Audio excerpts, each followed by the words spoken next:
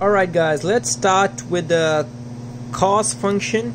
We know the cosine function at 0 it is 1, and at pi by 2 it is 0, and it goes like that. So in order to make an inverse function, it should pass the vertical line test and horizontal line test. So we took a little fragment from 0 to pi, so it will gonna pass the vertical line test and the horizontal line test, and then we put the domain restriction.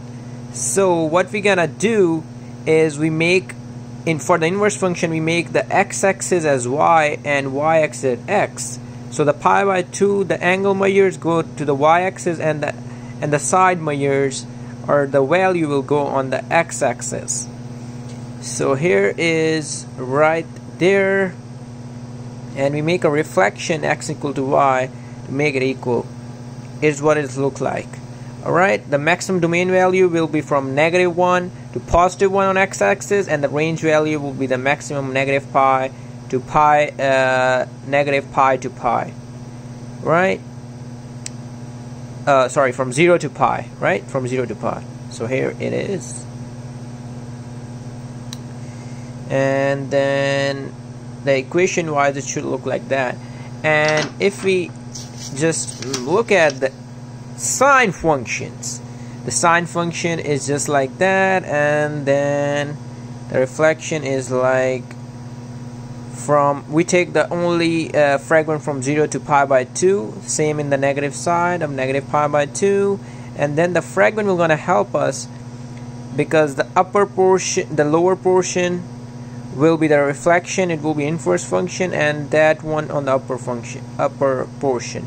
So we take the upper and the lower function to make the inverse function, and this has the maximum value of -1, negative pi by 2 to positive pi by 2 on the domain side, -1 to +1. You put it right there, and it should pass the vertical and horizontal line test. So it should be an inverse function and one-to-one function. So we restrict the domain, right? And then the most easiest one, we got tangent. For the tangent, we know at pi by 4 it is 1, but at pi by 2 it become undefined. So it's right there because the bottom will be 0. It means the x-axis at the value of cos will be 0 at -90 degree. That's why.